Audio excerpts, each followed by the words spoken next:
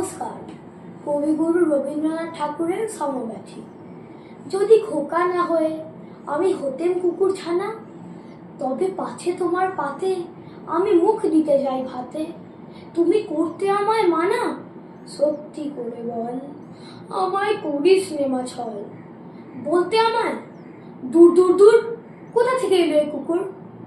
যা মা, তবে যা মা, আমার কোলের থেকে না, আমি খাবো না তোর হাতে, আমি খাবো না তোর পাতে।